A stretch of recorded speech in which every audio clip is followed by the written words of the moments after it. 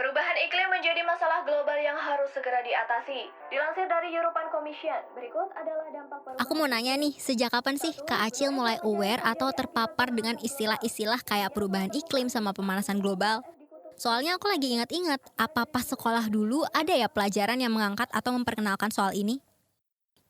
Spesifiknya sih zaman aku nggak ada Nel, cuman paling nyenggol-nyenggol dikit gitu di mata pelajaran IPA atau ilmu pengetahuan alam ya. Belajarnya soal ekosistem, kelestarian lingkungan, kebencanaan, musim, cuaca gitu-gitulah. Dan yang paling aku inget nih, zaman itu guruku bilang kalau bulan sudah mulai berakhiran ber gitu ya, kayak September, Oktober, November, itu tandanya udah masuk musim hujan. Tapi semenjak dewasa kayaknya udah nggak sesuai sama kenyataannya karena musim udah nggak bisa ketebak, cuaca buruk dan ekstrim tuh makin sering terjadi, Nel. Kalau gitu puisinya Sapardi Djoko Damono yang judulnya Hujan Bulan Juni jadi relevan ya? Soalnya kan musim hujan bisa datang juga nih di bulan Juni. Tapi aku penasaran sih Kak, apakah pengetahuan soal perubahan iklim saat ini tuh udah terintegrasi dengan baik ya dalam kurikulum pendidikan kita? Dan apakah pembahasannya relevan nih? Sains sekitar kita Sains punya peran. dan penjelasan tentang hampir setiap hal dalam hidup kita Produksi KBR. dan The Conversation Indonesia. Sains sekitar kita. Halo, saya Muammar Syarif Acil. Dan saya Cornelia Wendelina. Kita jumpa lagi di Sains Sekitar Kita. Ini adalah season ketiga. Nel, coba diingat-ingat, kamu sempat tahu nggak di tahun 2021 kemarin ada sejumlah anak muda yang tergabung dalam koalisi Climate Education Now yang menggulirkan sebuah petisi gitu. Jadi mereka tuh nuntut Kementerian Pendidikan, Kebudayaan, Riset, dan Teknologi untuk mengintegrasikan pendidikan iklim ke dalam kurikulum pendidikan Indonesia. Ingat nggak? Ingat dong, soalnya aku waktu itu ikutan sign petisinya, Kak. Eits, mantap. Coba ceritain dong gimana tuh. Jadi gini, sebagai anak muda, kita ini kan bakal mengalami dampak krisis iklim ya. Nah, jadi kita harus paham dampak krisis iklim sekaligus tahu gimana sih cara ngatasinnya. Dan sebetulnya dunia pendidikan serta akses terhadap pendidikan juga rentan terdampak krisis iklim di masa depan. Nah, saat itu sempat direspon nih sama Kepala Badan Standar Kurikulum dan Asesmen Pendidikan, Kemendikbudristek Anindito Aditomo. Dalam sebuah artikel yang aku baca, dia itu mengapresiasi tuntutan dan setuju kalau pendidikan iklim jadi kunci penting merespon isu perubahan iklim, yang juga jadi perhatian pemerintah nih. Tuntutan koalisi saat itu dinilai sangat relevan lah. Mantap banget, Cornel ini emang top ya, 2 jempol. But kalau misalnya diingat ya Nel ya, mulai tahun 2022 kurikulum nasional kita kan punya 3 opsi kurikulum yang bisa dipilih oleh satuan pendidikan ya. Ini dalam rangka pemulihan pembelajaran efek pandemi COVID-19. Jadi ada kurikulum 2013, ada kurikulum darurat, jadi ini adalah kurikulum 2013 yang disederhanakan.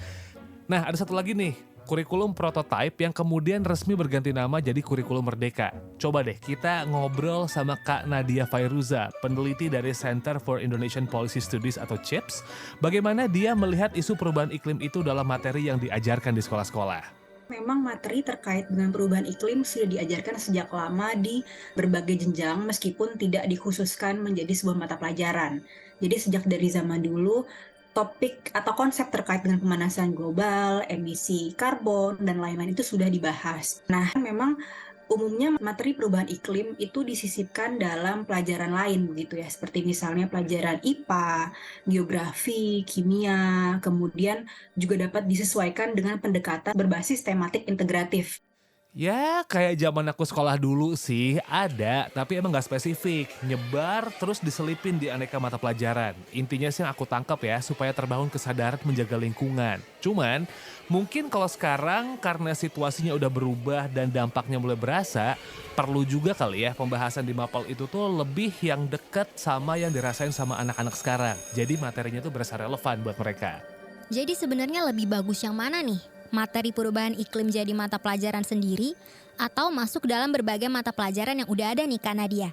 Jika disisipkan dalam berbagai mata pelajaran. Nah, yang pertama tentu saja plusnya adalah ini akan mempermudah sekolah untuk mengintegrasikan dan mengajarkan materi krisis iklim. Jadi tidak perlu ada mata pelajaran yang didedikasikan secara khusus. Jadi setiap guru terlepas dari mata pelajaran yang ada bisa mengajarkan konsep krisis iklim ini dalam aktivitas di kelasnya. Selain itu juga memang materi krisis iklim ini sudah menyentuh segala lini kehidupan. Jadi relevan untuk disisipkan di berbagai mata pelajaran. Nah, itu juga plusnya. Akan tetapi mungkin dari saya pribadi melihat ada kemungkinan juga di mana jika hanya disisipkan, maka isu terkait krisis iklim ini tidak dibahas secara mendalam. Di satu sisi kan kita perlu mengupdate urgensi tentang krisis iklim ini ke level yang lebih tinggi. Sehingga perlu komitmen ataupun kapabilitas guru untuk mengemas pelajaran sehingga mencapai tujuan pelajaran yang diharapkan. Nah, kalau misalnya ini dijadiin satu mata pelajaran sendiri itu bakal gimana? Tentu saja ada ruang di mana materi krisis iklim ini dapat diajarkan secara lebih menyeluruh. Dan jika akan menjadi pembelajaran wajib, akan ada guru yang didedikasikan untuk mengajar pembelajaran ini. Akan tetapi, tentu saja ini akan meningkatkan beban pengajaran bagi guru. Hal ini juga berakibat pada penambahan mata pelajaran untuk siswa. Dan dari sisi pemerintah juga perlu mempersiapkan resource, panduan maupun materi pelajaran khusus yang dapat digunakan oleh guru. Semua memang ada plus minusnya masing-masing ya. Tapi yang penting mungkin memang memastikan kalau konsep soal perubahan iklim ini dikenalkan sejak usia dini ya Kak Acil. Hal lain yang mesti ada nih dalam kurikulum terkait perubahan iklim apalagi ya Kak Nadia?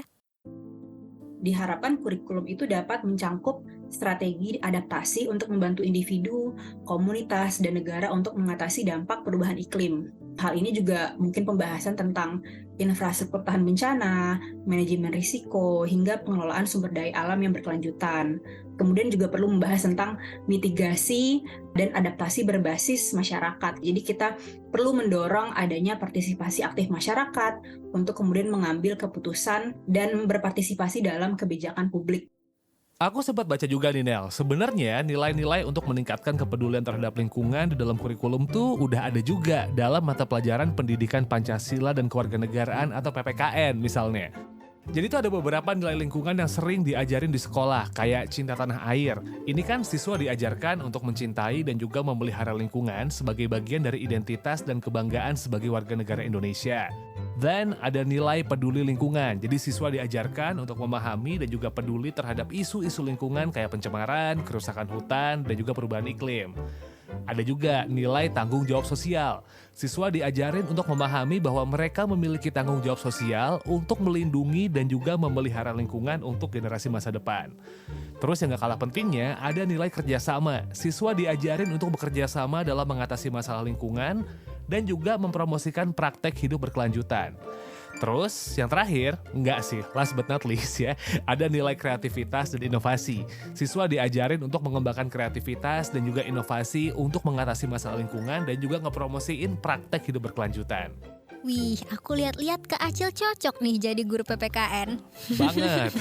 Tapi memang sih Kak, kehadiran guru yang kompeten itu penting banget untuk membahasakan dan mendekatkan isu perubahan iklim supaya lebih mudah dicerna siswa. Ini juga nih yang di-highlight oleh Kak Nadia. Yang penting itu adalah perlu ada guru yang kompeten dan memiliki pengetahuan yang memadai di isu ini.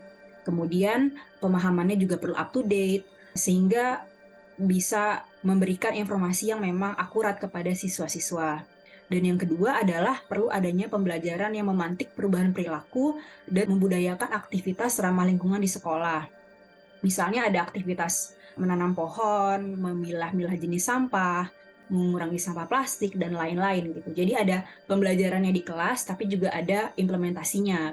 Jadi tujuan pembelajaran untuk materi terkait perubahan ataupun krisis iklim ini diharapkan dapat membantu siswa memahami dan hopefully bisa mengatasi dampak krisis iklim, memberdayakan mereka dengan pengetahuan, keterampilan, nilai, dan sikap yang diperlukan untuk bertindak sebagai agen perubahan. Kata kunci yang di sini yang penting adalah agen perubahan, di mana pendidikan terkait dengan perubahan maupun krisis iklim ini dapat memantik ataupun men-trigger siswa-siswa untuk kemudian bisa melakukan aksi ataupun aktivitas yang memang ramah lingkungan. Jadi tidak hanya pengetahuan atau mengetahui konsepnya saja, tapi juga ada aplikasinya di kehidupan nyata. Meskipun contoh kurikulum krisis iklim di Indonesia masih terbatas banget, tapi beberapa sekolah sudah memasukkan beberapa elemen tentang krisis iklim dan lingkungan ke dalam materi ajar mereka. Ini untuk membantu siswa memahami dan juga memecahkan masalah lingkungan dan krisis iklim. Contohnya nih ada Green School di Bali. Sekolah yang namanya aja itu udah kelihatan udah mengutamakan pendidikan lingkungan ya. Kurikulum mereka tuh mencakup materi tentang energi alternatif, pengelolaan sampah, dan juga pemahaman tentang konsekuensi krisis iklim. Contoh sekolah-sekolah lain misalnya SD Hijau Karya, SMP Hang Tuah, SMA Negeri 1 Jakarta, dan sekarang mulai berkembang juga nih sekolah-sekolah alam ya. Jadi beberapa sekolah kan udah mulai nih, kira-kira apa aja ya faktor yang mendukung tercapainya tujuan pembelajaran yang mengintegrasikan pendidikan soal perubahan iklim? Faktor yang mendukung itu tentu saja terkait dengan komitmen sekolah untuk meningkatkan kesadaran siswa dalam isu krisis iklim, termasuk dengan mempersiapkan kompetensi guru, kesiapan dari sisi materi ataupun learning resources yang beragam dan juga menarik sehingga anak-anak itu bisa tertarik ataupun terdorong untuk belajar tentang krisis iklim. Nah, ini juga bisa mendukung kesuksesan tercapainya tujuan pembelajaran. Untuk faktor yang menggagalkan tujuan pembelajaran itu sendiri memang bisa dilihat jika gurunya tidak siap, pengetahuannya mungkin kurang, materi pembelajarannya tidak beragam, sehingga anak-anak mungkin tidak tertarik untuk mempelajari isu ini, tidak mengetahui seberapa pentingnya isu ini. Kemudian juga tidak ada budaya sekolah yang membiasakan perilaku ramah lingkungan tersebut. Jadi siswa tidak bisa mengaplikasikan apa yang sudah mereka pelajari. Jadi Nel, sepertinya untuk bisa melalui situasi ini dengan selamat, biar suaranya sama kayak di film. Pendidikan adalah kunci. Dan mirip belum kayak di film? Mirip-mirip, tapi setuju banget sih Kak Acil. Dan sebenarnya mendesak sekali nih integrasi isu perubahan iklim di setiap jenjang pendidikan. Tentunya dengan pembahasan yang up to date, biar makin relate gitulah sama generasi sekarang. Tentu saja jika tidak ada langkah-langkah substantif berskala besar yang melibatkan berbagai pemangku kepentingan untuk menangani perubahan iklim, akan terjadi perubahan lingkungan yang tidak bisa kita kembalikan seperti sedia kala atau adanya irreversible impact. Jadi bumi kita tidak akan kembali seperti sedia kala lagi, akan semakin banyak fenomena-fenomena lingkungan yang mungkin dapat merugikan kita sebagai manusia gitu ya, seperti bencana alam dan lain-lain. Selain itu, jika tidak ada atau kurangnya kesadaran generasi mendatang, akan menyulitkan proses adaptasi, mitigasi, maupun pemulihan dari implikasi yang disebabkan oleh krisis iklim ini gitu. Jadi misalnya siswa sendiri tidak mengetahui bagaimana cara untuk kita mitigasi bencana, tidak tahu cara untuk melakukan gaya hidup yang ramah lingkungan. Nah, hal ini akan mempersulit komitmen kita ke depannya terkait dengan mitigasi ataupun meminimalisir dampak dari krisis iklim ini. Jadi yang ingin saya highlight di sini adalah sebenarnya kita tidak bisa hanya mengandalkan sekolah sebagai pihak yang bertanggung jawab untuk memberikan awareness bagi anak-anak terkait dengan krisis iklim. Namun kita perlu melibatkan pihak-pihak lain seperti masyarakat, keluarga, maupun negara untuk kemudian dapat membudayakan ataupun kemudian dapat memberikan pemahaman yang lebih luas bagi anak-anak terkait dengan isu ini. Kita ketemu lagi di episode berikutnya Sains Sekitar Kita. Tunggu informasinya di akun Instagram @kbrprime dan @kbr.id. Saya Muhammad Syarif Acil. Dan saya Cornelia Wendelina. Terima kasih sudah mendengarkan. Kami mau dengar nih saran dan juga komentar kamu. Yuk sampaikan melalui podcast @kbrprime.id. Bye! Sains Sekitar Kita. Sains punya peran Dan penjelasan tentang hampir setiap hal dalam hidup kita. produksi KBR Dan The Conversation Indonesia. Sains Sekitar Kita.